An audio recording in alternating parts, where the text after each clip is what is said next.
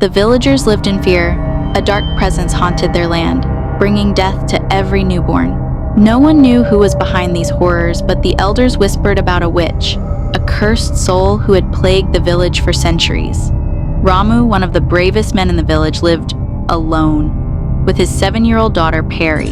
His wife had fallen victim to the witch a year ago when she gave birth to their son. Since that night, Ramu had sworn to protect his daughter at any cost. One fateful night, another child was born in the village. The men stood guard with torches and swords, determined to stop the unseen terror. But as the night deepened, a blood-curdling scream echoed through the village.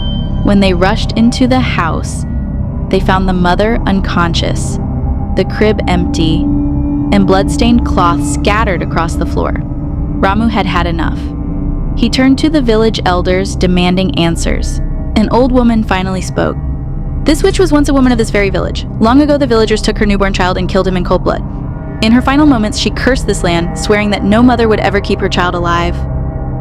Determined to put an end to this nightmare, Ramu set out with a group of brave men. Guided by old stories, they ventured deep into the forest to the place where the witch was said to dwell. Beneath an ancient, gnarled tree, they found a clearing littered with bones.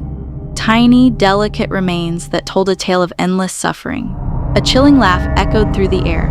The shadows twisted, and from the darkness emerged the witch, her crimson eyes glowing, her clawed, hurt hands stretching toward them.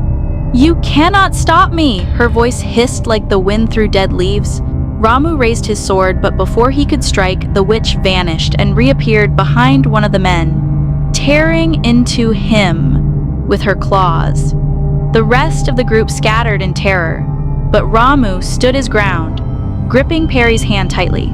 Perry, though young, had listened to her mother's stories.